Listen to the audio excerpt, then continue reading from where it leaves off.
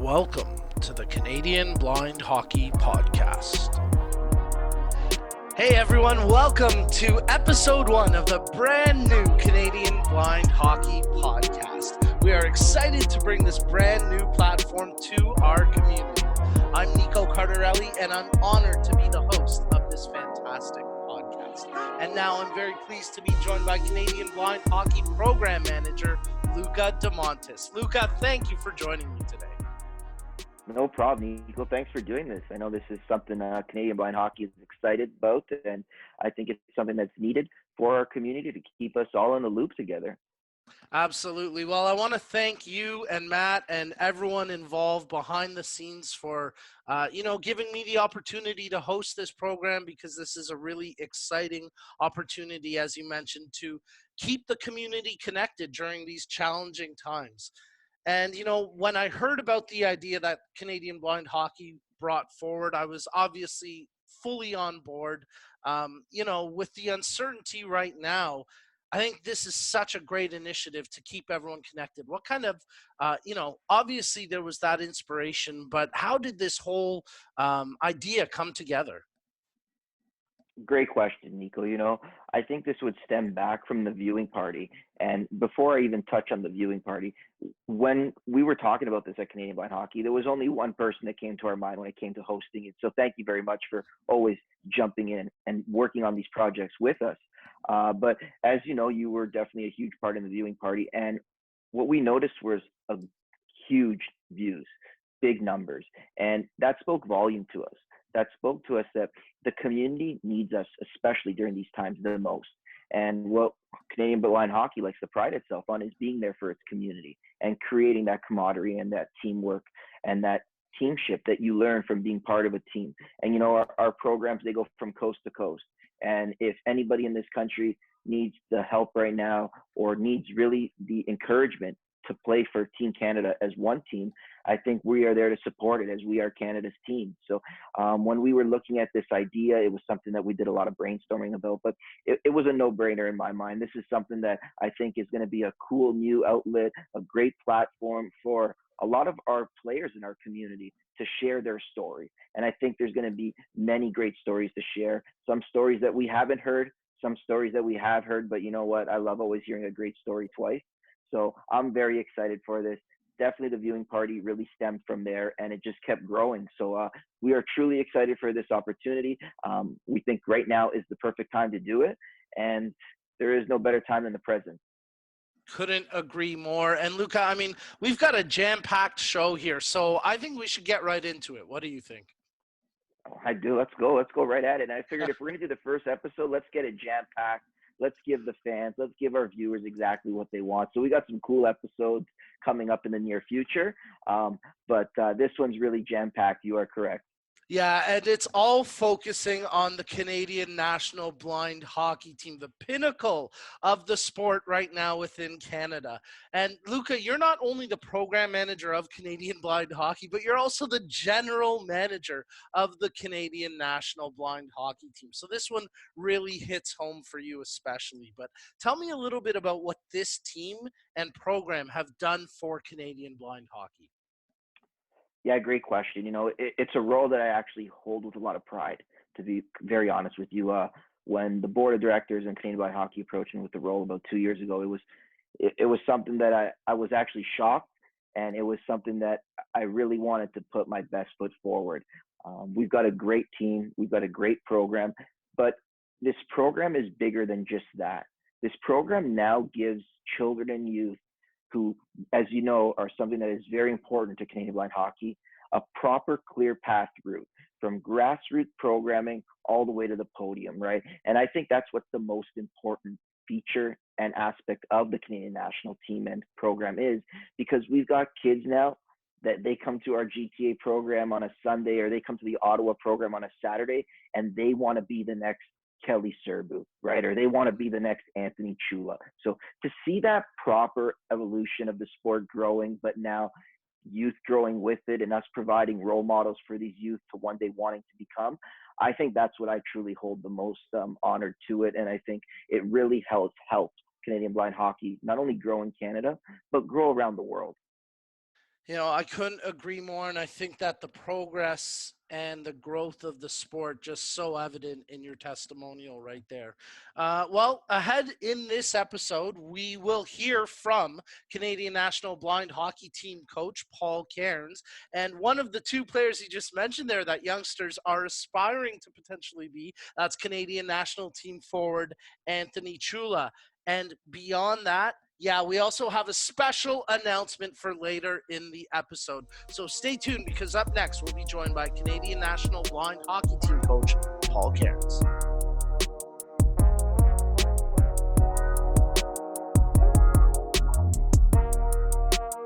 Hey everybody, we're now joined by Canadian national blind hockey team coach Paul Kerins. But it's not just the national team that Paul's a part of. He is such a staple in the blind hockey community. And Paul, we want to thank you for taking the time to join us today. Oh, it's my pleasure to be here, Nico. Thanks for having me. Always love coming on to talk hockey, blind hockey. One of my favorite things to do. So happy to be here. Oh, it's our pleasure to have you. We mentioned that you're a staple in the community. You've done it at basically every level in the sport. You've been a longtime coach of the youth program at the national and regional tournaments as well over the years. And we mentioned you're the head coach of the national blind hockey team, the Canadian national blind hockey team. You've done it all within the sport, it seems. But before we get into your depth of your career, we want to know about how you got involved in the sport of blind hockey in the first place. Okay, well, that sounds like a lot now that you list it all off like that. Wow, I never really thought of it like that before. But definitely getting started in blind hockey was one of the best things that ever happened to me. It's had such a huge impact on my life. And the way that I really got into blind hockey was a good friend of mine, Mark DeMontis. He and I have known each other basically our entire lives since we were going to school and kindergarten together, even before that, actually, from preschool.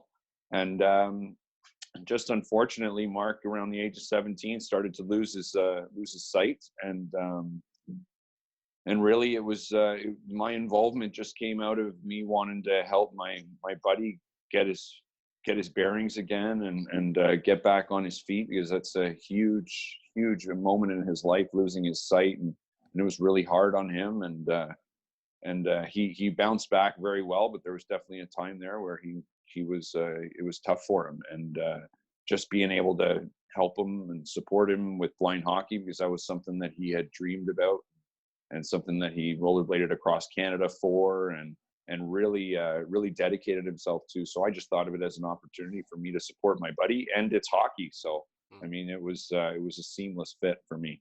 You mentioned those rollerblading campaigns that really kind of got the momentum going, the awareness, the funds to kind of get the programs off the ground. You participated in both the Quest to the West in 2008 and then Halifax to Toronto in 2011. So can you tell us a little bit about those early days of Courage Canada and those two particular skating events? Yeah, those were good memories, very good memories going back. I mean, when Mark first told us that he wanted to rollerblade across Canada to raise awareness and funds for visually impaired athletes that want to play hockey, we thought he was crazy. I couldn't believe he was going to do that. Are you kidding me? That's something you read about in books and see in movies, and he did it though, and he did it.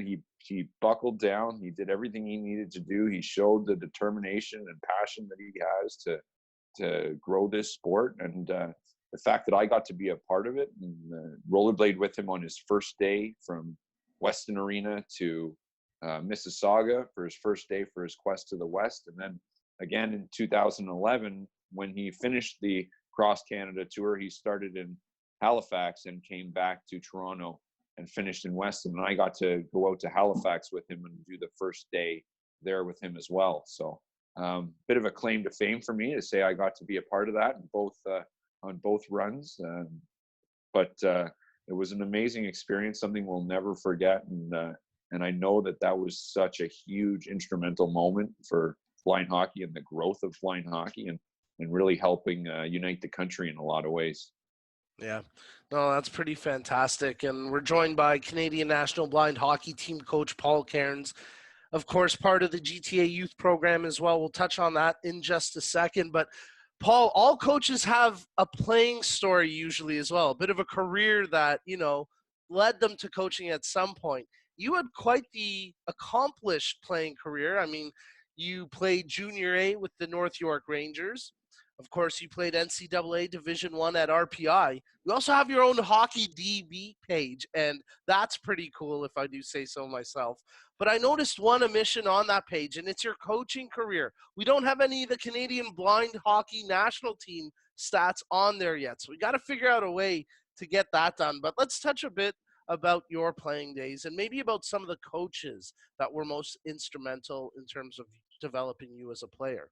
Yeah, definitely got to get those stats on Hockey DB. They make me look a whole lot better, you know. So my playing career stats maybe weren't necessarily the greatest, but these guys the last few years have definitely helped add to my repertoire, I guess you might say. But it was a great career that I had playing. I had a lot of really good coaches in my years, all the way from my dad coaching me when I was 4 years old. I'd have to say he's probably still my best coach to this day. He's the one who steers me in the direction that I need to be steered, and he's always been there for me. He's always been able to provide feedback, even now, still today. He's listening on the radio to when we were playing in Ottawa, and checking in, and making sure that I was doing my job properly. So he's definitely been probably my best coach, but I've had a few other really great coaches in my life. I had Drew Pritchard was a great coach for me, and PJ Yedden when I was with the North York Rangers, and then going to RPI, I had Seth Appert, who's now the coach of the U17 team for the Americans, and Jim Montgomery, a former NHL coach as well. A lot of really good coaches, a lot of people that were instrumental in making me the coach that I am today. I think they taught me a lot about how to treat your players and how to make them get the best out of your players, and treat them as human beings, and just to really have that respect. And I think that's something that I really try to have with my players to this day. And I thank those guys because they showed me what it means to play for someone, and I wanted to win for them. And those are the kind of coaches that I certainly look up to. Well, you talk about how those coaches help shape your coaching philosophy, and let's touch on some of your coaching experiences within blind hockey now. You're the head coach of the first ever Canadian Blind Hockey Youth Camp back in 2014. Take me a little bit back to those days, because it's my understanding that at that point, no one had ever really done a blind hockey camp, training camp in that style before. And you and a team of other coaches, volunteers, all came together and took something like that, have to reinvent it for, athletes with a visual impairment. What were the challenges? What did you guys, what was the mission there with that first camp in 2014? That was an exciting time. That was a big moment for Canadian Blind Hockey, Courage Canada at the time, because that was the first moment when everything started to come together, and you could see the community kind of get together really for the first time nationally. We, after Mark did the rollerblade, started to create some little try it sessions and whatnot throughout the country, and Mark and Matt would go to these try it sessions way back, almost 9 years ago now, and they would have a few kids at these try it sessions, and it got to a point where there was enough kids throughout the country that were willing to try out and do one centralized camp. And then once that happened and they had enough kids for this camp, I was asked if I would help run the camp. And I said, "What do you want me to do?" And they said, "I don't really know. We've never done this before." So we kind of just started to think, what do we need to do? I mean, it's a hockey camps, and I've been through many hockey camps in my life before. So I tried to use what I've been taught from the coaches previous to me, and also try to use some of the use some of the people that have been around blind sports a little bit as well, and try to get them involved and pick their brain a little bit as to how we were going to run this camp. So it was a really exciting time. It was nerve-wracking as well, not having having a bunch of kids on the ice, and some of them who have never been on the ice to very very skilled players as well. So it was a pretty big undertaking. We needed a lot of help, a lot of volunteers. I certainly didn't do this on my own. I couldn't do it on my own. I did it with lots of help from lots of great people. That's one of the things that Canadian Blind Hockey has, is a lot of good people, and we wouldn't have been able to start this at all without the volunteers we have. So that was an interesting time. Let me tell you, we've grown a lot since then, and I can say that we've learned a lot since then as well. But that was definitely one of those first moments when everything came together, and I even remember a few great conversations with some people, and really emotional conversations about how that camp had impacted them moving forward. So I have nothing but great memories of that first camp.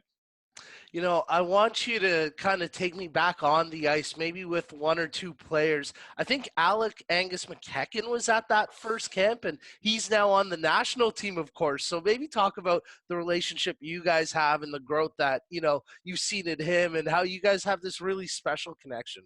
Yeah, well, literal growth in him. Like Yeah. when he was at the camp, he was like up to my neck, and now I'm like craning my head to talk to him. So he's come a long way in those 6 years, I guess, since we had that first camp, and it's amazing to see. And that's what it was all about, right? Like, we wanted to get these kids started, get them going just on the path. I mean, we had a vision of a national team. It wasn't in fruition yet at that point, but now that it's here, this is what we did it for. So the kids like him had something to strive for, and now he buckled down. He's a hardworking kid. He's a typical Canadian Eastern boy, and you love that. He's a hardworking kid. He's nothing but polite and respectful to everybody, and he's been like that since he was a young 13-12-year-old coming to the camp.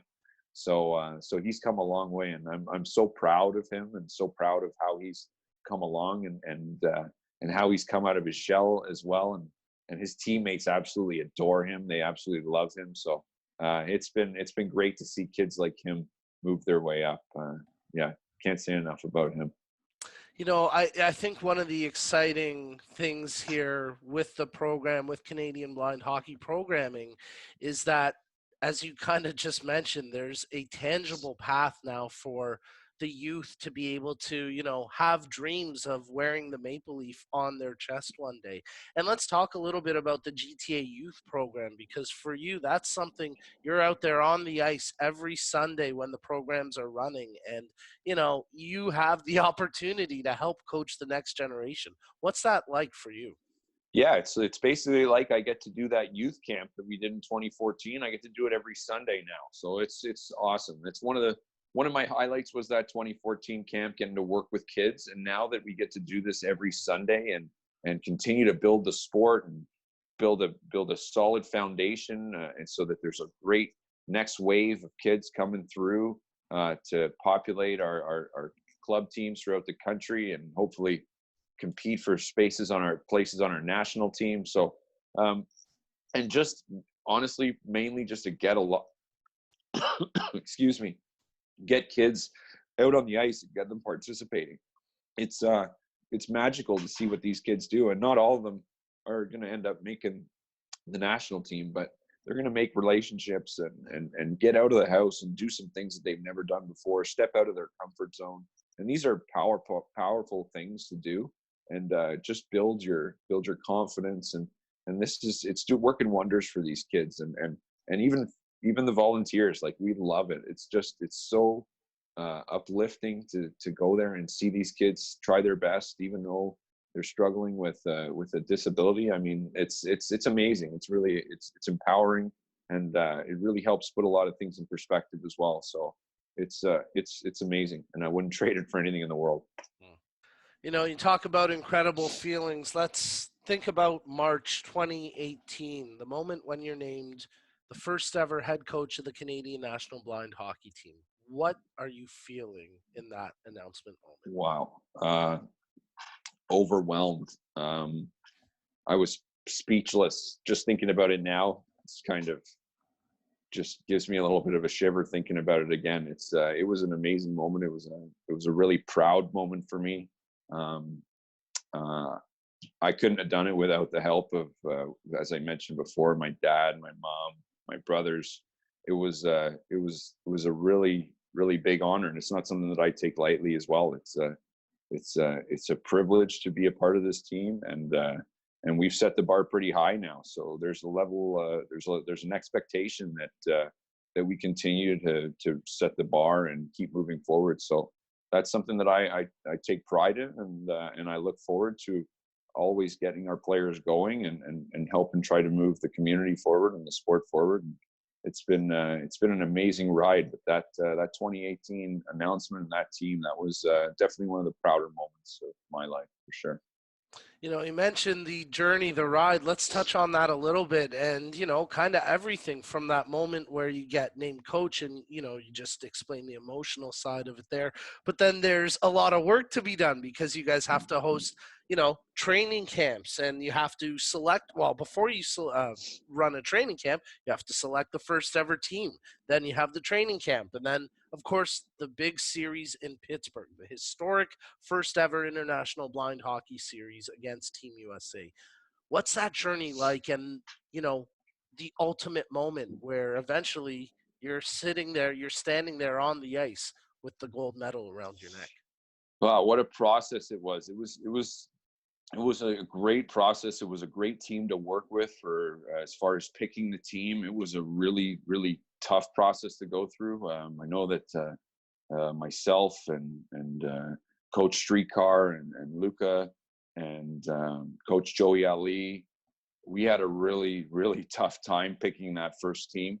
The community has, as I just mentioned, the bar has been set quite high in the last few years, and we were starting to develop quite a strong community of players. And so picking that first team was really tough because, once again, that's something that we didn't want to take lightly. That's a huge honor, getting named to the first team. It's a historic moment, being on the first ever Canadian national blind hockey team. So we needed to make sure that we did that right. We did our homework. We were watching video from tournaments. We were watching video from club games. It was a tough decision. And once we ended up picking the team, we knew that we had a really good team going in.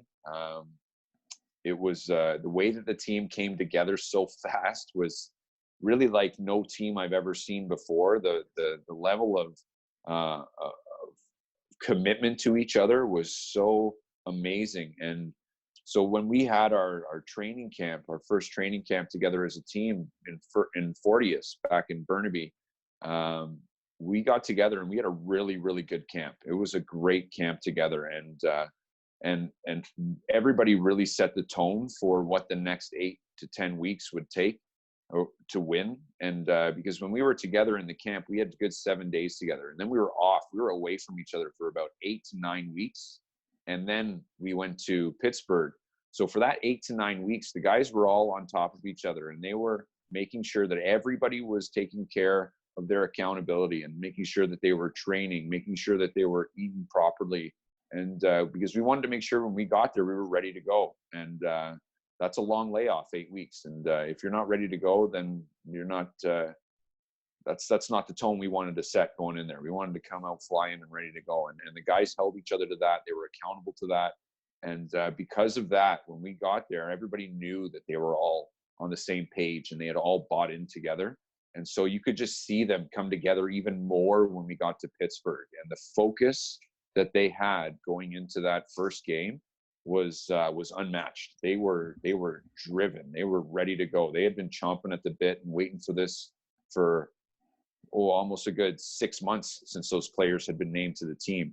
So that was amazing. And then once we got there, it was a great tournament. Our guys played great. The Americans put on a great show for us. They hosted such a classy event. They really set the bar high. as far as how to run a solid event. They really did a great job for that, and we were so happy to be a part of that. And they made us feel like true pros when we were there. And then that, when it was all said and done, it was to see the guys come together and win the way that they did. And it was just a really special moment. And that celebration that we had at the end was a moment I will never forget. It was the joy on everybody's face was unforgettable. And being the first one, it was amazing. So I could go for a few more of those, that's for sure. Yeah, no kidding. That was a pretty special moment and a pretty special celebration as well. As we're joined by Canadian National Blind Hockey Team coach Paul Kerins. Now, you talk about wanting to replicate that feeling. Well, let's fast forward to 2019 because there was another international blind hockey series held in Ottawa, and that's the first ever one held on Canadian soil. So that was a very special, historic moment as well. And again, that was a whole journey in terms of, do we take the same team? Do we make changes? And of course, there were changes to the roster. So we'd love for you to, not touch on that specifically, but just, the emotions, the dealings of having to go with a bit of a different look. And again, a different training camp. And this time it was held in Toronto and, a bit of a different experience for the guys there. And then, of course, the opportunity to play in Ottawa on the 67s ice, such a special opportunity. What was that whole experience in November like for you?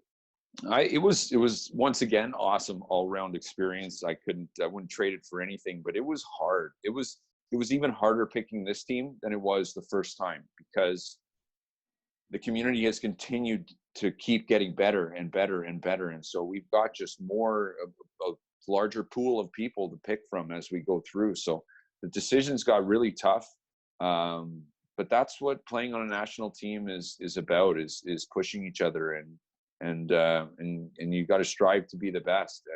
And I think that everybody did, and it caused a lot of headaches for us coaches because there was too many difficult decisions to make. But in the end, we ended up making some tough cuts, and it ended up working out for us in the end with the team that we ended up picking. But some of those players that were on our team that didn't end up moving forward with us are still very much a part of this community. They are huge assets to the community and great players for their club teams. And this team's coming back every year, so we're not going anywhere. So I hope that everybody continues to keep pushing themselves and keep trying to make life hard on us as far as the decision making goes, because then you can see that for the players that do get there and do end up making the team, it is so worth it in the end. And you can ask any one of them the feeling that they had in 2018 or 2019 after winning one of those two tournaments. They were euphoric moments, and they're moments that guys will never forget for the rest of their lives. So it was, to touch on 2019 specifically though, it was a great experience, as you mentioned, for the home ice aspect of it, because our guys really wanted to strut their stuff and really wanted to show off in front of their own crowd. They really wanted to bring the game to Canada, and so our guys were so pumped. I mean, I didn't need to say anything before our first game in Ottawa. They were so ready to go. They were so motivated. Just like in 2018, the guys came in ready. They were holding each other accountable, and we played a really solid tournament. And we had a couple really great additions to our team as well. So our team just continued to get stronger as we move forward every year. And yeah, so I'm looking forward to what next year has in store. And but I must say, it's not going to be easy. It's going to be tough. So we got to continue to try and set the bar and keep moving forward. That's a great point, because it's not just the USA that you guys are going to be competing against going forward. We see the growth of the sport on an international level, and with involvement from countries like Russia and Finland, Sweden and England. I mean, it's starting to become a global game. So as a pioneer of blind hockey, coaching within Canada, what advice would you have for coaches globally who are starting up programs in, whether it be a traditional hockey nation or like England, where there's obviously a history of hockey, but it's not considered, a traditional hockey nation. So, what advice do you have for coaches starting up internationally? I would say if you're starting it up, be patient, enjoy it. It's going to be like no experience you've ever had in your life, and just build that trust. I think that a huge thing in our sport is trust, and if you can build that trust with your athletes, and they're able to rely on you and know that you have their best interests and their safety at heart, then you'll be fine. But it's still hockey. It's the same sport that we all love throughout the world. So just if you have a passion for hockey and you have a passion for helping people out, this is where you should be. Blind hockey needs all the good help we can get, and I think that you'll have no feeling like it ever in your life either. It's such a rewarding feeling, and I wouldn't be able to. I don't know. I can't put it into words in a lot of ways. It's just when I come off the ice on Sundays after the GTA youth program, I feel so good about what I've done every single time, and the kids, they love going out there and just seeing them smile. I mean, it's addictive. So you just got to continue to get involved with it, and you'll reap the benefits right away. In terms of the X's and O's for coaches who maybe haven't worked with athletes who have a visual impairment, do you have to adapt your drills at all, or are you basically working with the same, or similar stuff to what you did as a player from the coaches that you talked about and, taught you? Yeah, so this is a huge part of it. It can be tough to figure out how you're going to modify your practices. So really what it's all about is knowing who your athletes are. You have to know who you have in front of you. If you don't know the players that you're going on the ice with, you have to get to know them as fast as possible, because especially in blind hockey or try-it sessions at the beginning, you're probably going to get a wide variety of abilities. So at that point, what we try to do most often is we try to make ability groupings and put kids together that have similar ability skill sets so that they can learn together, and so that they're not going too far beyond where their skill set is, or they're not being held back and not being pushed enough. So we do a lot of station work when we run our practices, and when we do those stations, we'll pretty much do a very similar drill. One station may be similar, but for the three groups that go through, it gets adapted or modified depending on the group that's there. So it's really important to know your audience. I mean, modification is key with blind hockey. Often at the lower levels, you're not going to have a lot of drills where you're doing cross ice passes or anything like that. A lot of short passes if you're making if you're including passing into your drill. And as you move up the ranks and move up the skill levels, you can start to push the envelope a little bit, but definitely have to know your audience and know who's in front of you. And once you start to figure that out, then you can start to cater your practices and start making skill set groups and those kinds of things that will allow you to get the best out of each athlete. And so no one's falling behind or no one's being pushed too much. So I think that, if you do those things and just build trust with your athletes, you can make a very solid practice. Paul, I'm curious, with your career as a teacher, are there any lessons that you've taken from that and applied to your coaching methods? And I'm thinking not, when everyone's all happy and everything's good, but if your class is acting up or if the boys in the locker room are getting a little bit too rowdy, is there any kind of, ways that you've taken from teaching to pull in the reins a little bit on the kids, so to speak?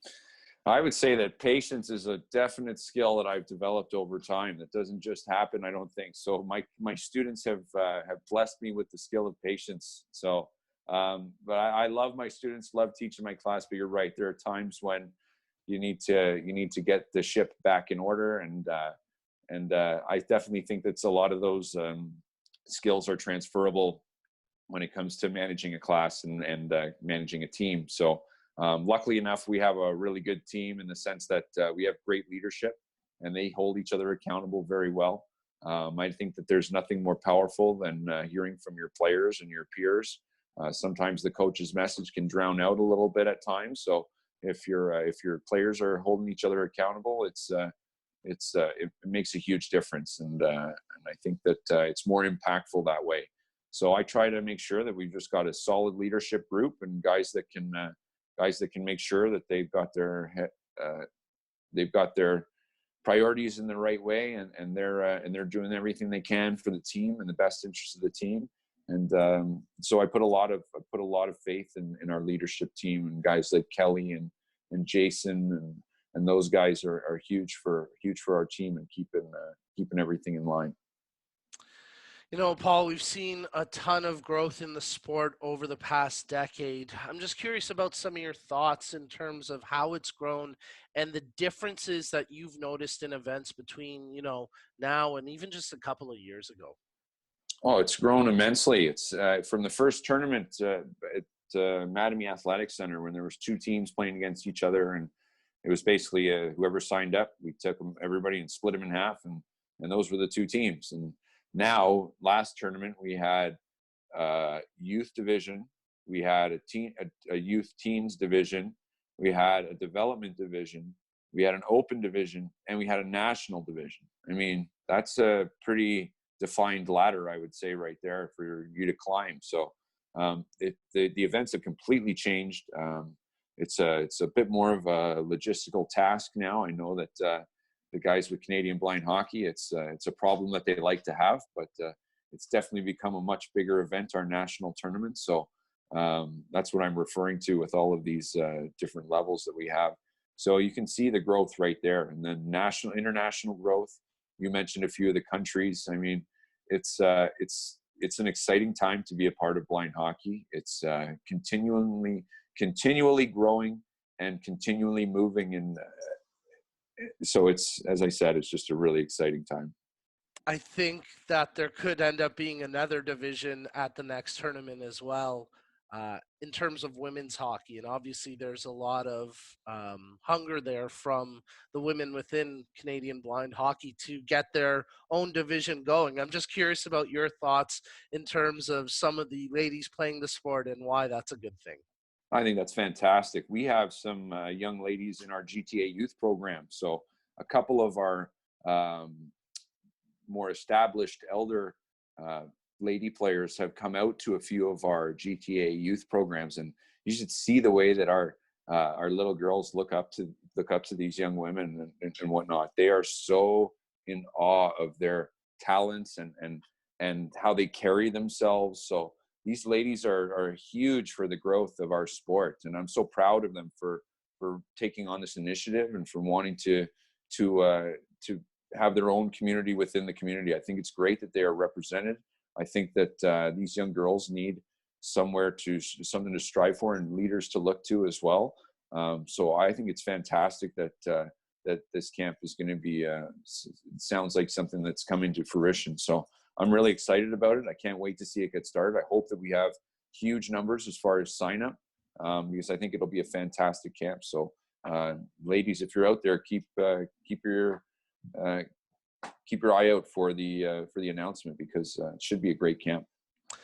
We talk about all the different levels of Canadian blind hockey, the sport growing internationally, all the good things, all the positive momentum. I'm just curious about where your thoughts in terms of the growth of the sport, where you hope the future goes over the next 5 years. Yeah, we've done pretty amazing. Canadian blind hockey and blind hockey has grown pretty amazingly over the last little while, but there's no doubt that the goal all along, right from the beginning, was the Paralympics. And I really hope that we can get there. I strongly believe we will get there. We just need to get the international players going and get the teams up and running, and that takes time. It takes energy. It takes resources. So it's going to take time to get these things going in a direction where we can start saying that we're going to have more international competition, but we're only headed in the right direction right now. So I'm really excited to see where we go. I know that there's rumors of camp happening overseas and whatnot, and so these are exciting times, as we mentioned earlier. So it's going to be great, and who knows what will happen next? But every single time, it seems like every few months, every year, there's some major, huge growth within blind hockey. I mean, this parasport is growing rapidly. And so I hope to see us in the Paralympics sooner rather than later. But I'm confident it's going to happen. Paul, we're putting you on the spot for the last question here. I Uh-oh. want you to name me your top 3 moments that you've experienced as a blind hockey coach over your career and why. Oh, wow. Okay.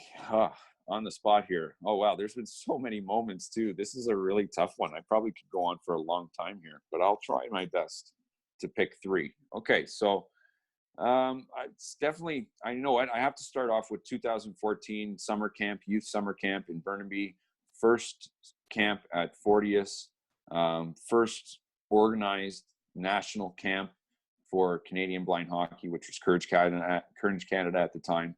And that was the first real camp where we realized that this is happening. This is real. So that was a huge moment for our sport. That was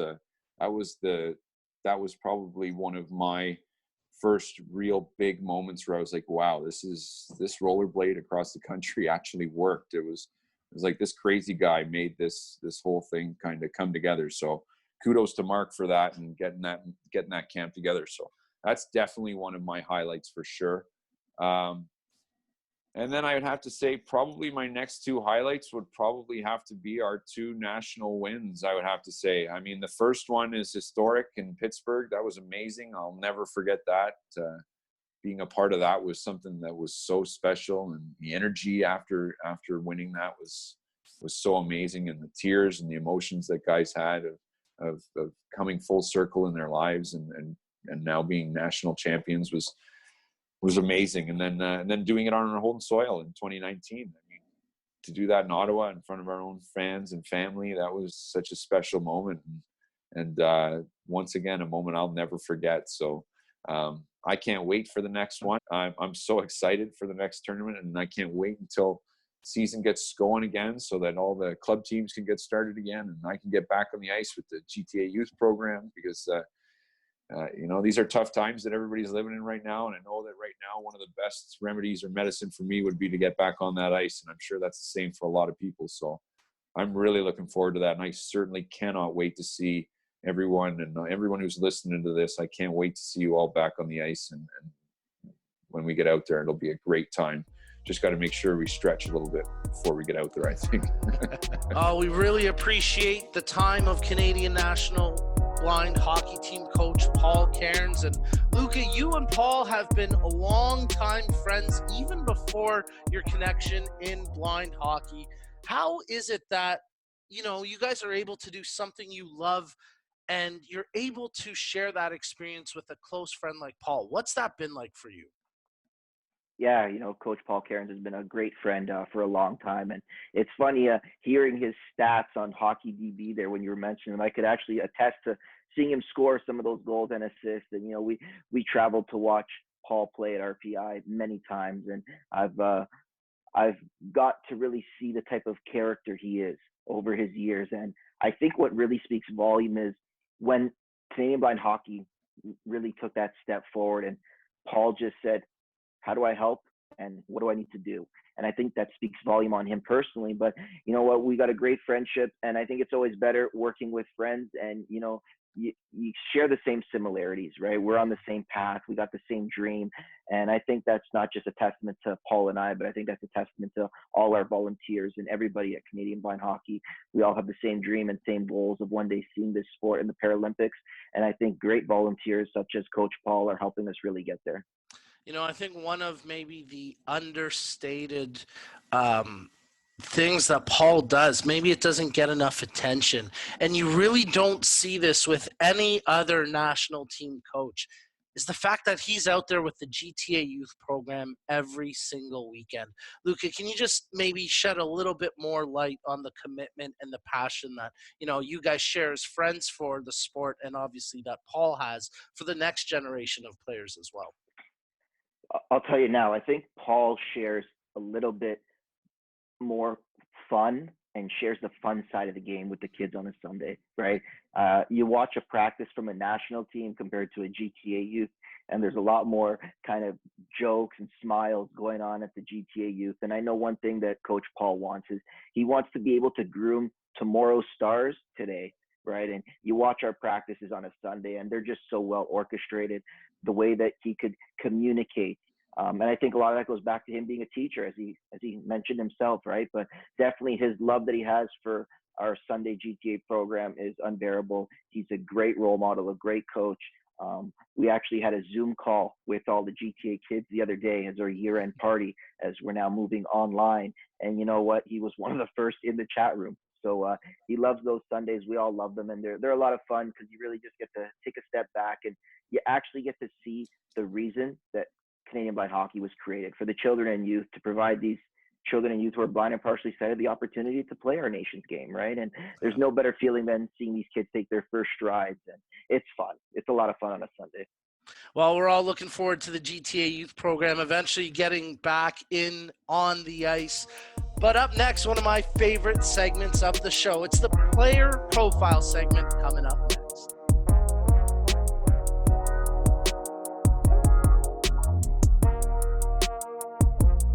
The sport of blind hockey has been an amazing experience for me and my family. Since joining in 2017, it has provided me with many new opportunities, like playing across Canada and even in the United States. Many European countries have also started blind hockey programs, and it's only a matter of time before we're competing against them as well. Being a member of the Canadian National Blind Hockey Team has been a huge honor and privilege. Anytime you get to represent your country, no matter at what level, it's something to be proud of. It is truly a special feeling to pull on that jersey and have the maple leaf on your chest. The first international series between Canada and USA that took place in 2018 in Pittsburgh was a major milestone in the development of the game. As well, the second international series that was held in Ottawa in 2019 was another key step in the growth on a global level. The ultimate goal of our program is to get blind hockey into the Paralympics. The Olympics are the highest level of sports, and this would be a dream come true for all of us. Through blind hockey, I have also met many wonderful people who have become great friends. Blind hockey is an incredible community, and I am sincerely thankful for it in allowing me to continue my hockey career and making memories that will last forever. Since all of the staff, players, volunteers, and sponsors are extremely dedicated and passionate about the sport, it has grown so much, and I can't wait to see where it'll go in the coming years. I hope to be a role model for all the players, especially the younger ones, in order to continue the evolution of this great game. Well, we are now lucky enough to be joined by today's profile player from the Canadian National Blind Hockey Team, number 91, Jason Yuha. Jason, thanks so much for joining me today. Hey, Nico. Yeah, thanks. Thanks for having me on. I'm honored to be selected as this episode's player profile. I think this is a great way for players such as myself to share a little bit about blind hockey, and not only what it means to us, but how it has changed our life.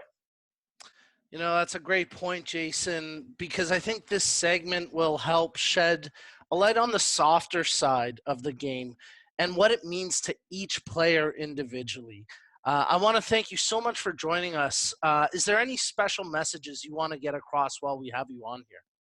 Yes, I would like to encourage everyone to send in their blind hockey testimonials to info@blindicehockey.com. I think these stories will be a great way to help grow our game, and I mean, you'll get your story showcased on this segment in future podcasts. So I think that'll be a great exposure for everyone. Absolutely. I couldn't agree with you more, Jason. Before we let you go, I know we're all stuck inside right now. It's tough. What are you most looking forward to when we eventually get back onto the ice? Oh, just to be with everyone again. I mean, it's such a fun community to be a part of, and just the camaraderie everyone has. I mean, our team is so close, and just to get back together with everyone is what I'm looking forward to most. Well, Jason, I want to thank you for coming on and sharing your story. And again, for folks tuning in, send us your player profile stories at info@blindicehockey.com, and you can share your blind hockey testimonial with your chance to be featured on our very own Canadian Blind Hockey Podcast. Jason, thanks so much for joining us, and stay safe. Yep, you too, Nico. Thank you very much. My pleasure.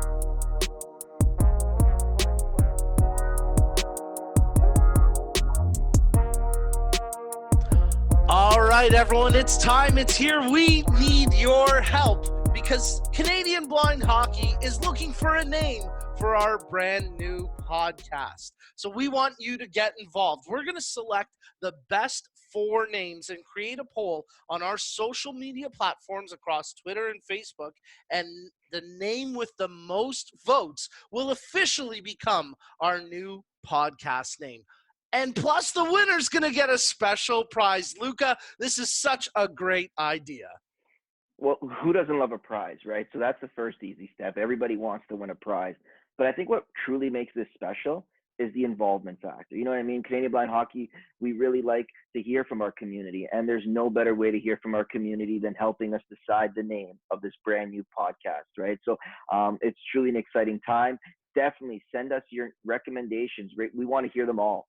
Right, and I think that's what's going to help us narrow it down and decide this.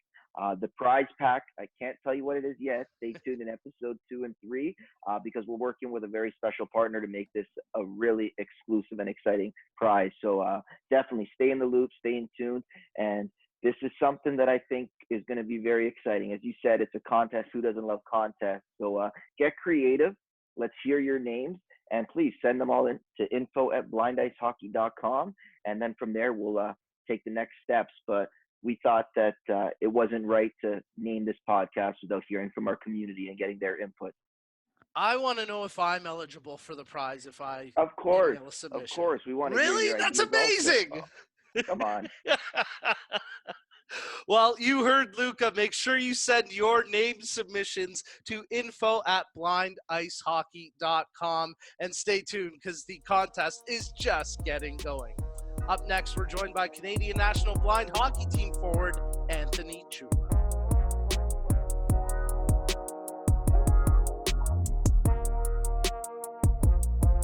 Hey everybody, we're now joined by Anthony Ciulla, who's a member of the Canadian National Blind Hockey Team as well as the Vancouver Eclipse Blind Hockey Team. Anthony, thanks so much for joining me today. Thanks for having me, Nico. Absolutely. So excited that you're able to jump on with us during this time. And I know you would love to be on the ice as we all would right now, but how are you staying busy at home these days? A lot of training.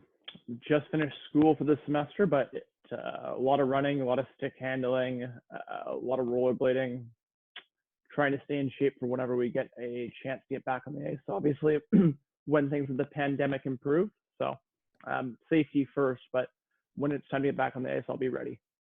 Absolutely. Well, that's good to hear that you're keeping up with the training during this time. And, you know, I want to get into some of the work that you're doing in the training field now, or you were before the pandemic. But before we get into some of your personal stuff, let's talk about, I think you'd probably agree with me, there's essentially 3 types of blind hockey players.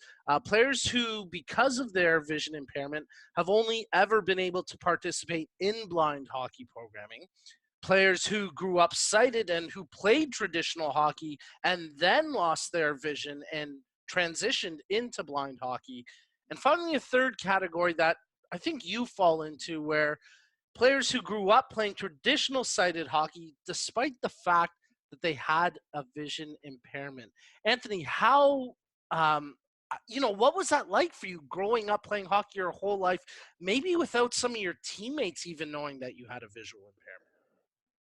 Oh man, it got easier as the years went on. That's for sure. I think it had more to do with me than to do with anyone else on the ice. As I grew and as I matured and started to become comfortable with my disability and started to learn to adapt and to excel with it and to work with what I was given, I found that my play improved and that the style of game became easier. You might hear from others that as the game picked up and got faster, it became tougher for them. I found the opposite. As it became faster, as it became to learn the game better, it was easier I found it easier to play with better players at a faster pace because I guess I had finally got it. Definitely cool, though. Not something a lot of people can say that they've done in the blind hockey community is have that visual impairment their entire life and play at all levels with it. Yeah, it's a pretty special story for sure. And if you're okay, I want to go into a little bit more about your condition. I mean, you're classified as a B3, which for folks who don't know, that's the highest amount of functional vision allowed in the international blind hockey competition. Um, but to give folks at home a sense, what can and can't you see when you're out on the ice? With the blind hockey puck, I'm pretty lucky. I can almost see everything. I have a pretty clear field of vision, lacking a little bit of peripheral and some depth perception. But with a puck as big as our blind hockey puck is, I'm lucky. In terms of a normal size puck, I mean, if it was to get flipped up high in the air, I might lose it. If it dumped into the corner, I might have to watch the body position of teammates or the opposition to see where the puck is headed. A lot of reading the play. It might take me a second to recognize a two-line pass or a stretch pass coming my way. Probably see me miss a couple of those, but what do I see on the ice? Everything I'd say within 10 to 12 feet ahead is pretty clear. As you get further away, it gets a little bit more difficult. Again, with blind hockey and how large the puck is, though, it kind of mitigates that. For me, it's a lot of the smaller details. So it might be what time is on the score clock, or if the ref's arm is up down the ice to see if it's icing or not. Gotcha. Yeah, I mean, I think for anyone that's watched you play firsthand, the way you snipe and pick corners, they'd probably be like, no way that guy has a disability or visual impairment. But I think that's a really good way to give, people perspective of, what you're seeing out there on the ice. And we're appreciative of that. So you've had this level of vision since your birth. And you've obviously were able to adapt and had a great long-sighted minor hockey career. Can you tell us a little bit about your sighted hockey career in terms of how long did you play, where did you play, and what were some of the challenges you faced being the only blind player on a sighted team? Started getting on the ice at the age of about 3, playing hockey at probably 4 or 5 on a team, and I played all the way up through to the end of juvenile, and I still continue to play men's league with a sighted puck, which is definitely a challenge, but it probably has made my game better. Some of the challenges with the game, a lot of it's probably getting your teammates, especially at a young age, to understand what your vision is like. And so how do your line mates play with you? Where do they put the puck for you? We look at sewer passes that happen in hockey all the time. Obviously, you're at a greater risk for that if you don't have peripheral vision. So pucks ahead of you, not in the skates, or calling your name or tapping a stick. I've been told 100 times, "Oh, pass that. You didn't tap your stick. I didn't know you were there." That, and I think getting coaching. I think a lot of the coaches are volunteers. It's not like they're trained eye specialists. So having them understand how they can set up a drill or how they can instruct a drill for you to allow that visually impaired person to see. Those were my experiences. And I had a lot of amazing coaches and wonderful teammates. And I'm sure there were probably hiccups back in the day. Nothing huge I can remember. But I think a lot of the challenges stem from people understanding the disability. And if you're able to explain it to them, they're able to help you excel. That's interesting. We'll touch on some of your national team coaches in just a little bit, because also on today's episode, we chat with Canadian National Blind Hockey Team coach Paul Kerins. And I know you guys have a bit of a special relationship. So we'll get into that in just a little bit. But before we kind of expand on your national team career, I want to talk a little bit about when you were around 13 or 14 years old. Because on our Canadian National Blind Hockey viewing party, he's now one of your national team teammates. Mark DeMontis, during that show, he mentioned he remembered a kid with great potential way back in, 2009 at one of the very first Canadian blind hockey tri-skating and blind hockey programs out in Surrey with the school board out there. And then Matt Morrow also mentioned he remembered staying out on the ice, shooting pucks with some kid who just loved being out there while all the other players went off to get their pizza after practice. Of course, that kid they're referring to was you, and you were only about 13 or 14 at the time. So what are some of your favorite memories of participating in those early programs and just what you've seen the change, the growth of the sport over the past 10 years? The sport has grown exponentially. I don't know what Mark was expecting, but I don't think he was expecting to, to see me at that age walk on the ice and he's doing drills, and I think they're probably trying to ask, do you want help skating? And just go on, whiz around the ice. I vividly remember being a pain in the arse at that age. I don't believe it. I probably didn't want to listen to his drills. I probably stepped out of line. I probably didn't wait for instruction. Vivid memories. I think Matt Moore and I had a contest shooting posts that day, actually. Picking corners after. I think he was quite wowed. And I know we missed lunch because of it. So those are some fond memories. I think I was given an opportunity with a lot of learned escapes, and which eventually took place with Graham Fox and the Eclipse helping out with doing those out west. I was given an opportunity to take on a volunteer role of it, so to speak. Even have certificates with those hours for school. But I was lucky because I was able to watch the game grow and watch kids that came back session after session after session, as Mark has and as you and Luca have, and they flourished. So, we're 10 years later now, or 11 years actually, and it's grown tenfold, which is great to see. Yeah, it's pretty exciting in terms of the growth of the sport, not only internationally but within Canada, to continue to see the recruitment of that kind of next wave of players, the young kids. We've got the youth programs in the GTA and in Ottawa, and I'm sure we're working to build one out west as well. I mean, it's an exciting time for the sport for sure. The GTA youth program, I've been lucky enough to see a couple of the episodes on Facebook and such. I can say for sure that those kids are younger and also faster and more skilled than any of the kids that I had a chance to mentor, which just goes to show how great the coaching and the development has gotten over the past 10 years.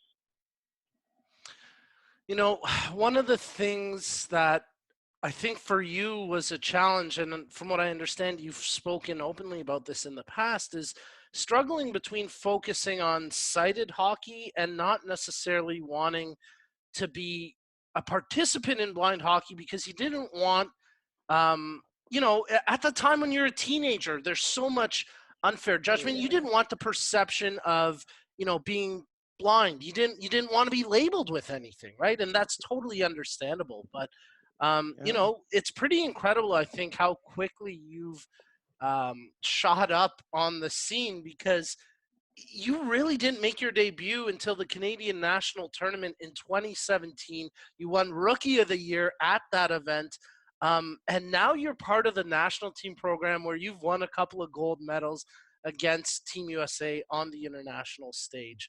Obviously, you've kind of found your way back into the community on a bigger scale. You talk about mentoring kids and how important that is to you. I think I just want to know a little bit more about that struggle when it was, do I continue with sighted hockey or do I embrace this and step forward with what I'm dealing with head on? I think first and foremost, sighted hockey is something that I don't think will ever leave me. Now my perspective on it has changed. For me now, it's a challenge, and it's part of my preparation for blind hockey. Even my training, going back and forth between using a sighted puck and a blind puck, I find it only makes me better. So it was never in between the two, but unfortunately, at a young age, as I'm sure a lot of other people are, I wasn't comfortable with my disability. 17, 18, 19, 20 years old. I wanted to fit in. I wanted to be as normal as possible, and I wanted to hide my disability as well as I could.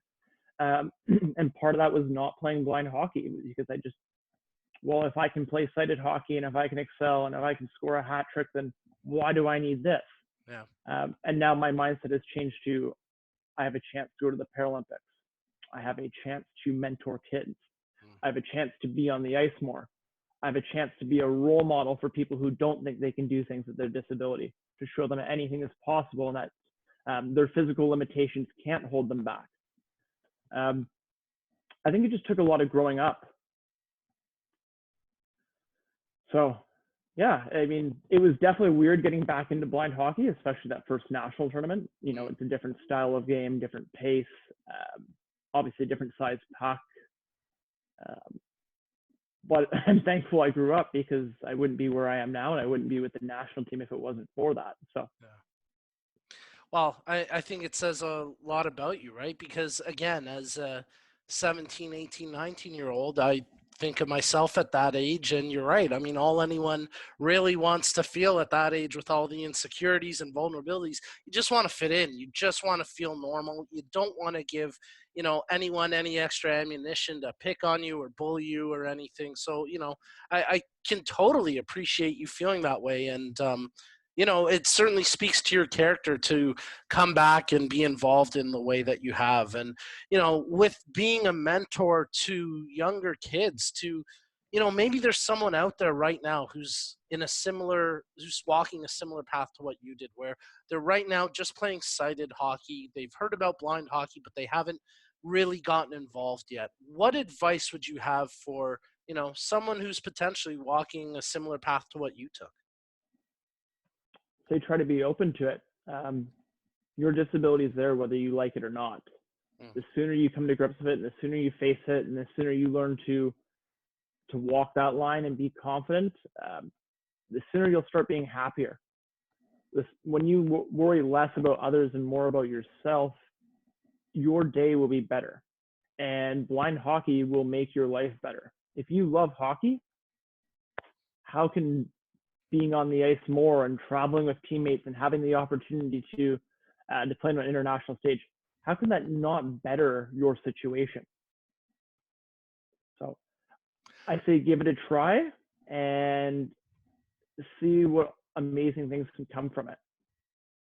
We're very over cheesy Gretzky quote: "You miss 100% of the shots you never take."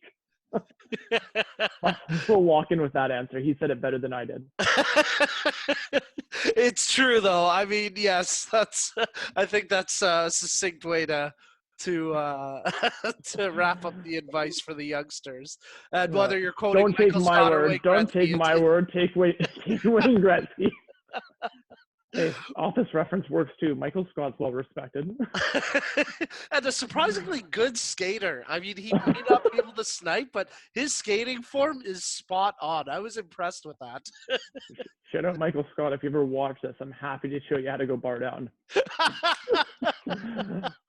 We're very pleased. At me, albino rhino _ on Instagram. Come DM me. We'll get you a lesson when COVID's all done with. There you go. Make sure you give Anthony a follow on Instagram. We're very pleased to be joined by Anthony Ciulla, member of the Canadian National Blind Hockey Team and of the Vancouver Eclipse Blind Hockey Team. Anthony, I want to ask you a couple of fun questions here. First of all, I've given you the nickname on our broadcast, Ciulla, because you're unstoppable like a train.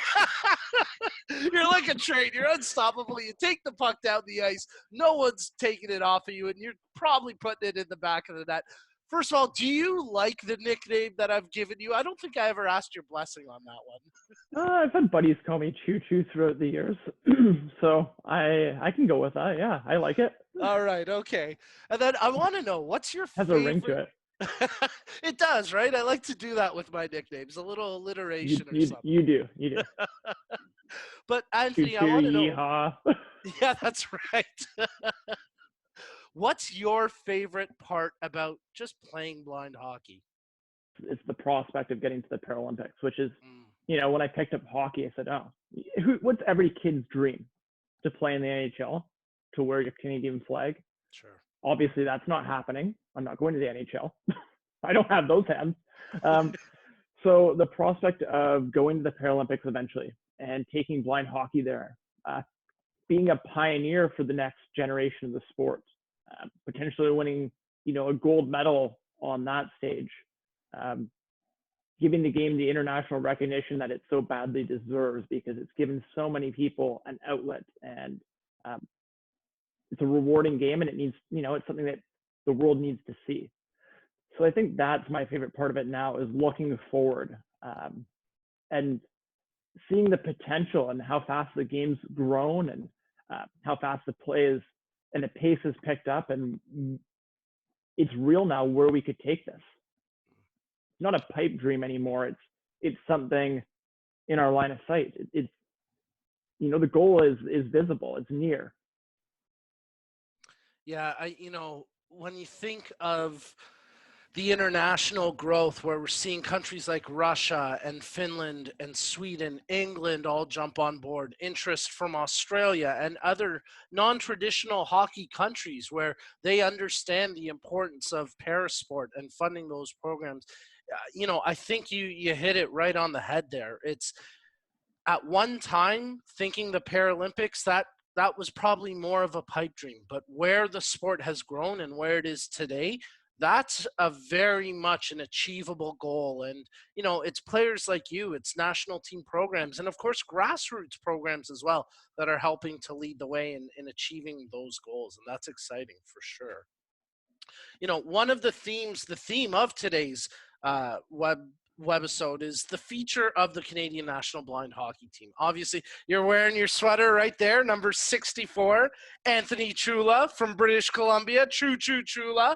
But I want you to tell us a little bit about being named to the first ever Canadian National Blind Hockey Team in March of 2018. What was that feeling when you were called up to that stage at the former Maple Leaf Gardens?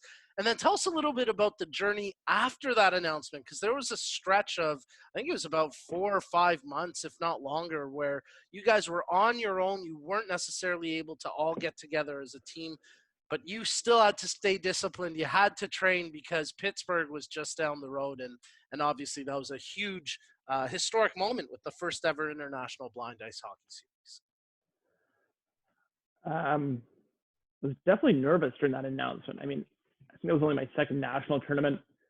Going into that, I hadn't played a lot with the Vancouver Eclipse just due to exams at school and work and such. So I was really a little worried about my game and in my own head at the time. It's a different style of game that I'm used to playing every Sunday night in beer league. So, but it was awesome. Being from Toronto originally and Oshawa specifically, I had a ton of family there for the announcement, and to be a part of that inaugural team is something special. When this game gets to the Paralympics, we look back at it and we'll say, wow, that was the first Team Canada. That was the first international, blind hockey victory of Canada over the USA in Pittsburgh. So a lot of fond memories if I look back a couple of years to that. In your opinion, how has the national team program evolved in year 2? And from your perspective, maybe what are some of the biggest differences in the training camps between leading up to Pittsburgh and the most recent one with the 2019 International Blind Ice Hockey Series in Ottawa? The training camp in Toronto last summer was a lot tougher than the first one.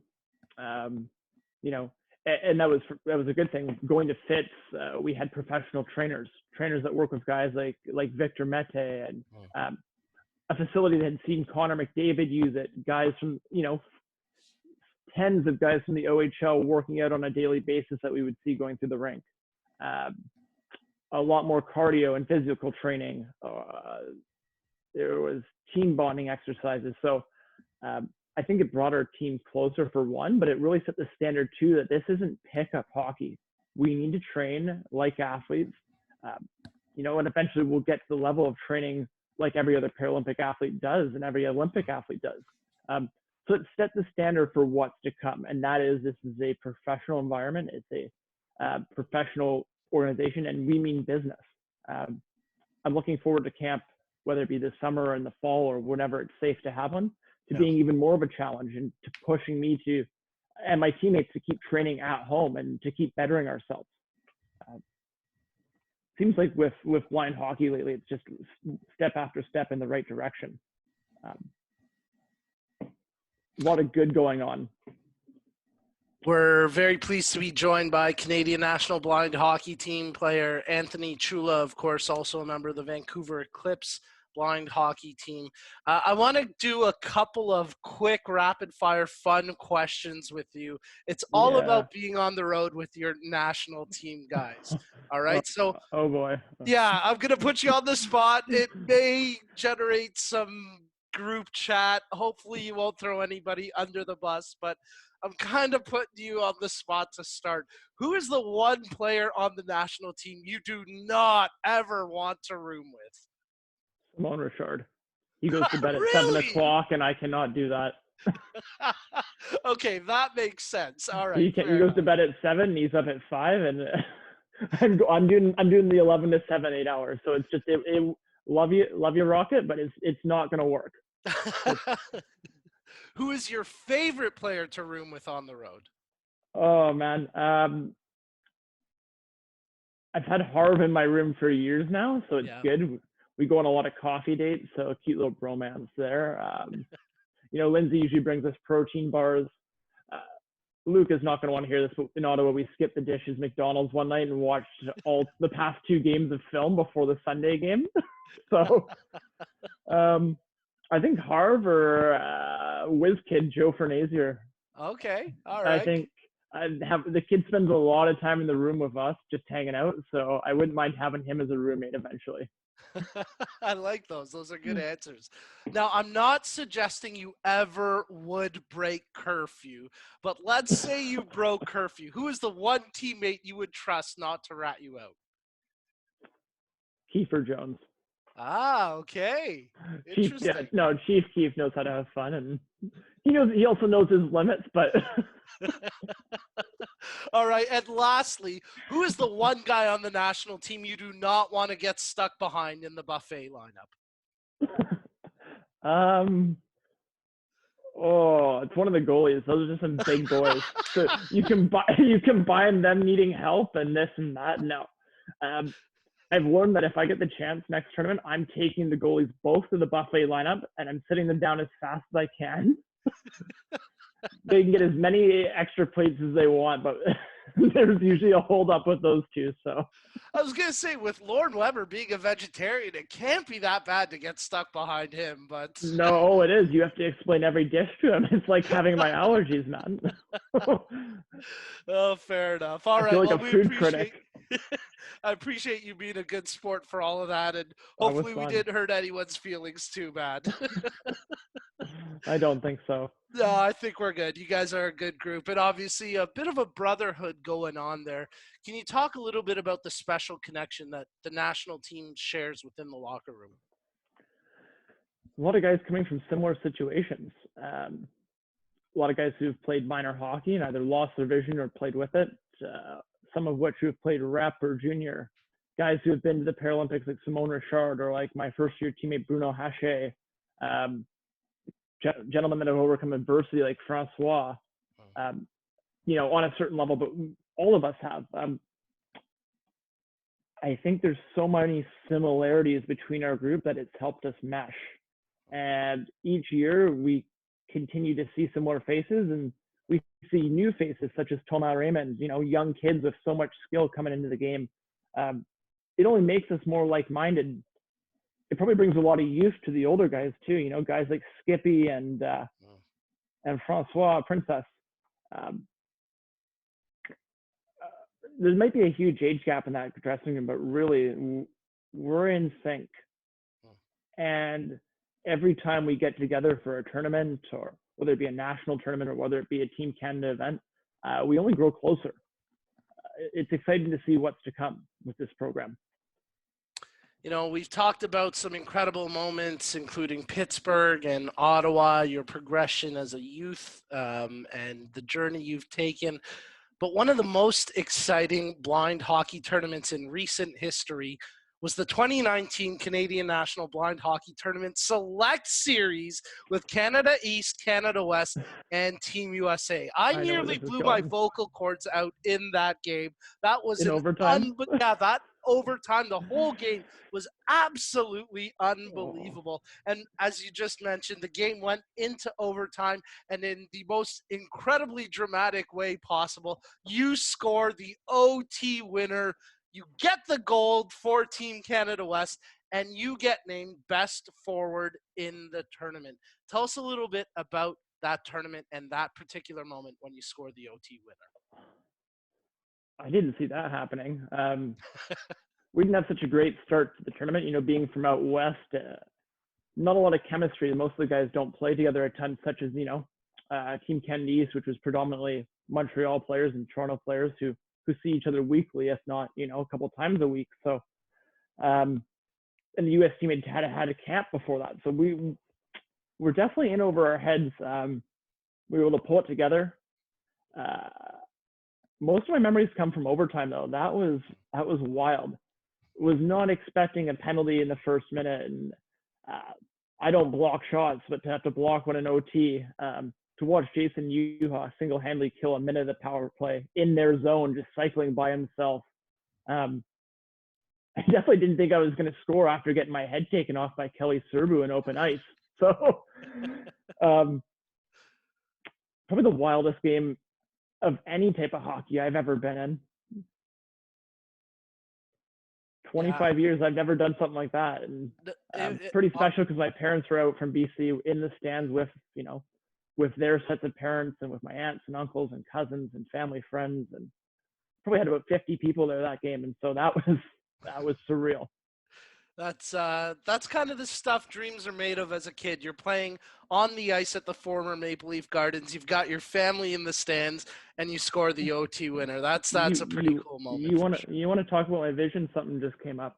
I didn't realize the puck went into the net until I heard the cheering, which is something traditional for me with sighted hockey. You know, if I'm in the crease and I walk one in, I know. But there's been a couple of games in sighted hockey. I've put a puck up top, and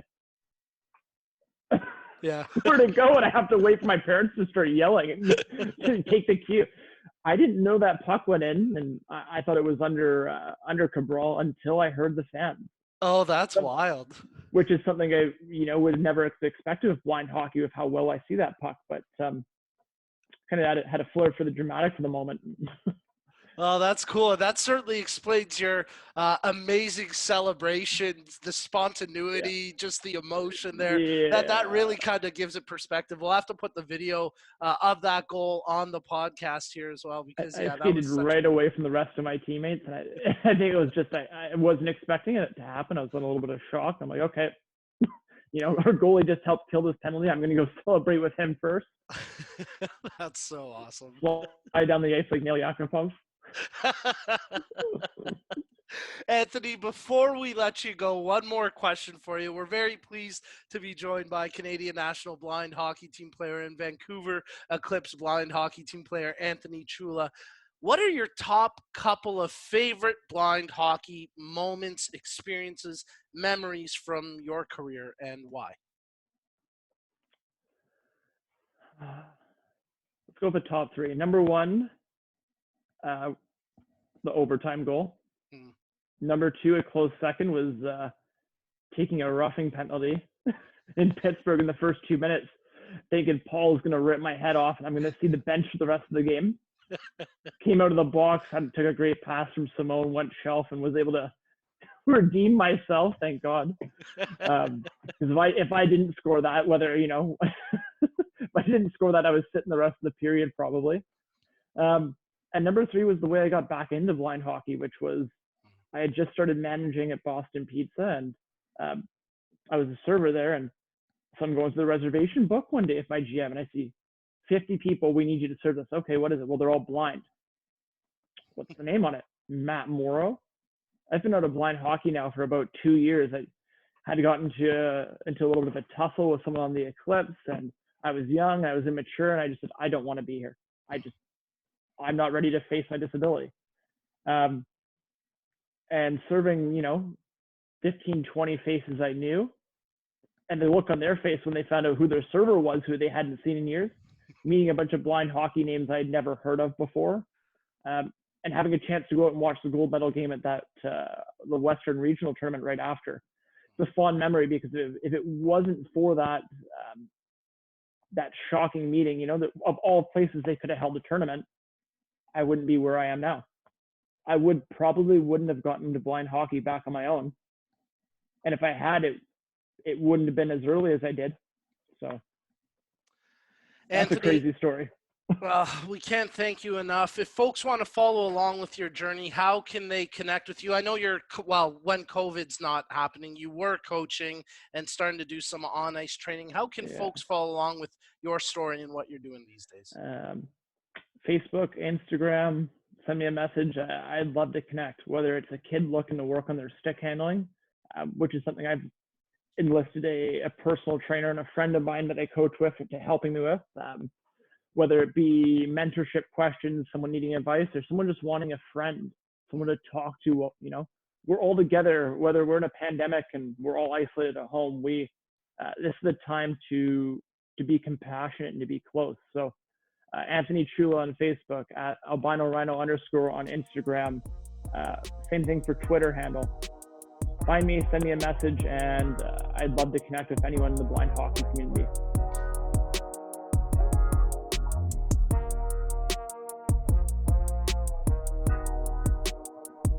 Hey everybody, welcome back. I'm now very excited to be joined by Kelly Serbu, who it's my honor to announce is the new president of Canadian Blind Hockey. Kelly, welcome to the show and congratulations on your new role. Thank you very much, Nico. I'm very honored to be the new president of Canadian Blind Hockey and very excited to take on this new responsibility and role. Kelly, you're so well known within the blind hockey community for your skill and expertise on the ice. But for those who maybe don't know you off the ice, away from the game, tell us a little bit about yourself and what you hope to bring to the table as the president of Canadian Blind Hockey. So professionally, I'm a lawyer. So I've been practicing law for 22 years. In 2017, I was awarded the Queen's Counsel designation in Nova Scotia, which is acknowledgement of the legal community of my contribution, not only to the legal community, but also my community at large. I'm very, very active in sport growing up, but also as a parent. I have two kids that are older now, but when they were young, they both played minor hockey in the Cole Harbour Minor Hockey Association. And I'm someone who's a doer. I don't like to sit back and watch. So the minute that they were, of age to play hockey, I got involved, stepped right in there, and I coached for 8 years, straight through. I ran Timbit programs, I ran Atom teams, and then obviously novice between there. And then when my kids stopped playing minor hockey, I still stayed involved to a certain extent with the governance of, Cole Harbour Minor Hockey and staying in touch with friends and people that were involved in the association, lending any advice or, help that I could from time to time. But before that, before I had kids, in 1997, right after I got admitted to the bar, I coached the Auburn Eagles, a high school hockey team in Cole Harbour. So I've coached just about, the mix of range groups where you can, the little ones and then the teenagers. And I loved it. It was really a passion for me. But for me, it's really about the kids. It's teaching those kids those life lessons. And, growing up playing hockey myself, I started playing, my dad had me on the ice when I was, I think, 4. And I was enrolled in hockey a year earlier. He convinced them to let me play because I could skate. And that just sort of just spiraled me into, hockey was sort of my passion, but it was also, what I did to unwind, to meet friends, to, just get outside of my own head at times. I played junior A hockey for 3 years for the Halifax Mooseheads. A lot of people know that. Back then, we were a powerhouse in maritime junior A hockey. My last 2 years, we were fortunate enough to go to the Centennial Cup, the national championships, which now is called the Royal Bank Cup. So I hope that I can bring, my hockey knowledge, my professional experience as a lawyer, but also just, I'm almost 50. I'll be 50 in a year's time. So over the years, I've learned a lot of life experiences. So I want to bundle that all together and hopefully, allow Canadian Blind Hockey to, get the benefit of my experiences over time. Kelly, I think you'd agree with me that right now it's such an incredibly exciting time for Canadian blind hockey, and the organization has undergone such massive growth over the last couple of years. Can you tell us a little bit about the state of Canadian blind hockey in 2020 and where you see it going? I guess I really came on the scene in 2016 when it came to blind hockey. And my first participation was in the national tournament Mattamy Center. And from that point on, really things, like you said, it's been sort of skyrocketing, I guess would be the term that I would use. So fast forward, before 2018, basically Canadian Blind Hockey was an event-based organization. So they hosted really 6 main sort of events, or maybe more than 6, but they focused on really 6 main things. There were the tri-blind hockey skate programs that were put on across the country. They focused on the Eastern Championships, the Western Championships. They also focused on the national program that they put on at Mattamy Center every March, and also international development. And outside of that, there wasn't much more that the association was offering. Fast forward 2018, now the association, by my count, and I might miss a number, but I think really Canadian Blind Hockey is really offering 11 programs out there, and it's really grown into a national sport organization. So no longer event-based, but really getting into the communities. So you have the club teams that are across the country, but we've also, by my count, I think we've developed 5 new programs from 2018 to now. So there's the development of the Canadian National Blind Hockey Team, right? We have the development of, with the help of the Ottawa 67 at NOSEG, the program in Ottawa. There's the GTA Youth Program in Toronto. There's the Brantford Youth Program at Toronto as well. And there's also the international development and growth that we're really, pushing. Plus, we're looking soon to roll out the women's the women's Canadian Blind Hockey program as well. Yeah. I mean, that's a truly impressive amount of growth in a rather short period of time, and it's pretty exciting. And of course, kudos and congratulations to everyone who helped grow the sport to this point. But of course, now we're at this really unprecedented time, because all those incredible programs you alluded to, unfortunately, all programming has been suspended because of the COVID-19 situation. So for people in the community, for participants of blind hockey who are yearning to get back on the ice, can you give them an update about what's happening right now with Canadian blind hockey? Okay, so I mean, everyone watches the news, that everything's locked down. People who are watching the news probably today saw that the AHL canceled their season and the Calder Cup playoffs aren't going ahead. We're all waiting for hockey to return, whether it's NHL or just that our local rinks open again to let us get on the ice. It's going to vary across the country depending on where you are and how COVID-19 hits your province. So really, we have to be patient as a community. So we're really going to focus on, what are the governments doing within each province. But we're going to watch our major partner, obviously, Hockey Canada, see when they say it's safe to return to the rinks and to start playing. Now, that being said, work for Canadian Blind Hockey doesn't stop just because there's no programs being offered at the rinks right now. The staff between the executive director, Matt Morrow, and our program director, Luca Demonis, they're busy. Things don't stop.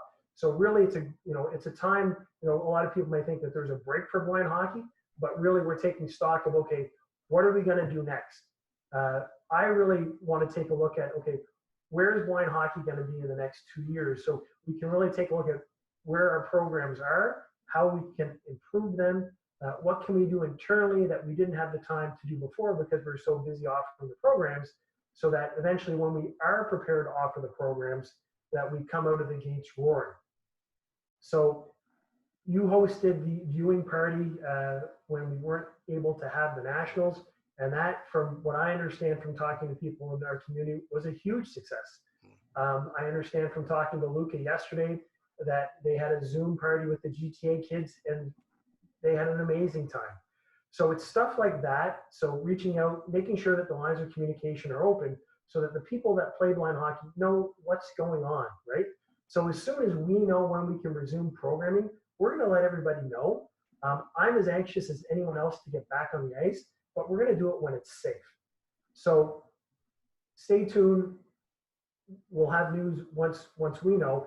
But apart from that, as things start to slowly reopen across the country, we're going to take a look to see if we can't get on the ice, what other things can we do to provide programming for our blind hockey community, whether it's ball hockey, whether it's conditioning one-on-one or with 4 people in a small group.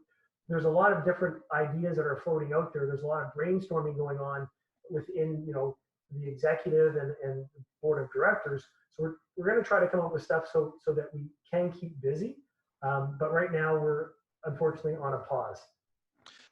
Yeah, and it's certainly understandable given the situation. And I think people will be at ease to know that it's going to be a measured return to action, that we're not going to rush into anything, put anybody at risk. I think on the ice, player safety is always tantamount for Canadian blind hockey, and handling this unprecedented situation, knowing that the leadership is putting player safety at top of mind is certainly encouraging in terms of when we do get back to the rinks. Kelly, I want to thank you for joining us today, but one final question before we let you go. What's your vision for Canadian blind hockey, and where do you see the organization going in the next 3 to 5 years? The vision of Canadian blind hockey I see as us being the world leaders in blind hockey, period. We invented the game, and now we're starting to not only grow it within our own country, but we're exporting it abroad as well. So for me, my, passion and what I get a lot of enjoyment out is watching the kids step on the ice for the first time. So the grassroots. So that grassroots development of our youth, I think has to continue right across the country. So by doing shows like this, podcasts and any social media, spreading the word that Canadian blind hockey is out there, that we're going to come back as soon as we're able to provide our programming safe, is going to go a long way in growing our sport. It's really about awareness, as I see it, that people know about sled hockey. A lot of people don't know about blind hockey, and it's been around since 1972. So really, I think that creating the awareness, letting people know that they can participate. I want to see as many visually impaired or partially sighted Canadians experience the game of blind hockey. And at the same time, I want to see it grow. So I want the grassroots to continue. The association's been doing a great job in doing that. But at the same time, we've also focused on the national program, which I want to continue to grow. And that growth of the international sport, I think, is key to maintain the interest from our youth and those grassroots players. Because when you're a young child, nothing's more exciting than to, look and think, I can represent my country someday. So we want as many Canadians as possible to have that opportunity to represent their country. So we want to put the programs in place and the infrastructure in place so that those kids are going to grow up through our blind hockey programs and eventually hopefully wear their crest on, Team Canada on their jersey. And at the same time, we want to make sure that we're the leaders out there and we're showing people the way how to provide the programming and how to lead with respect and I guess let everyone, experience the joy in playing our sport that we love so much. Yeah, absolutely. Wise words, well spoken, and congratulations to our new president of Canadian Blind Hockey, Kelly Serbu. Exciting times ahead. But Kelly, we want to thank you so much for taking some time here to join us today. Thank you very much for having me, Nico. I greatly appreciate it. My pleasure. Anytime, my pleasure. This has been Kelly Serbu, the new president of Canadian Blind Hockey, speaking on the exciting future of the sport within Canada. We'll be back with more after this short break.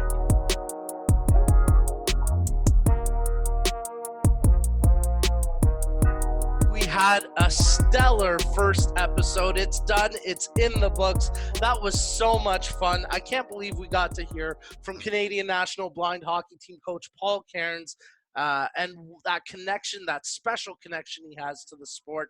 Of course, we were also lucky to be joined by Anthony Ciulla, a forward on the Canadian National Blind Hockey Team, and hear some funny stories about his teammates. That was a lot of fun. Our first ever player profile segment with Jason Yuha. Man, I've been aching to say that.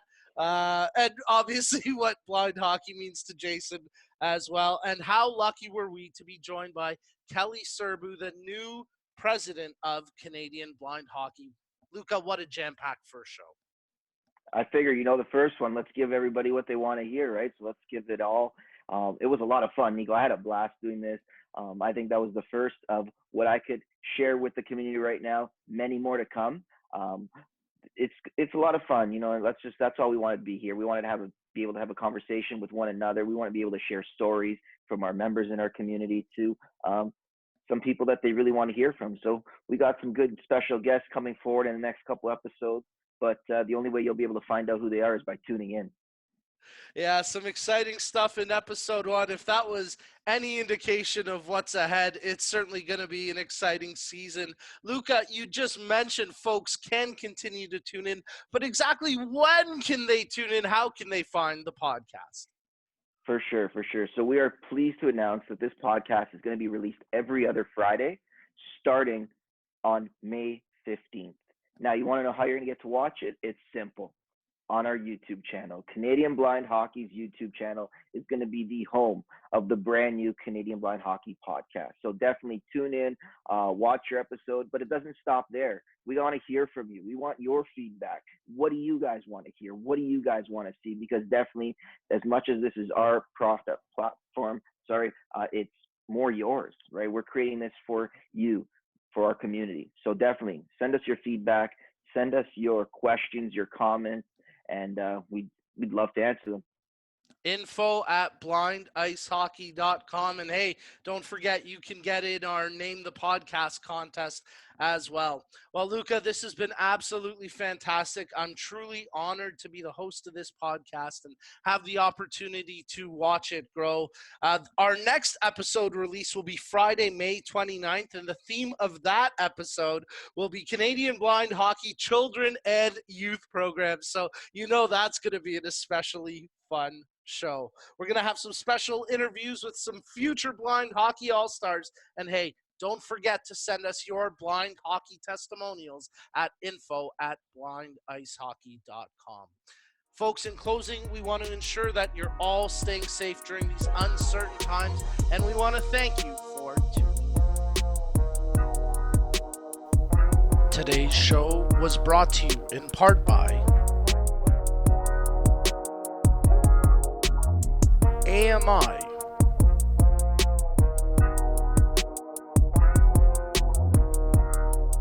CNIB Foundation, Daniel Family Foundation,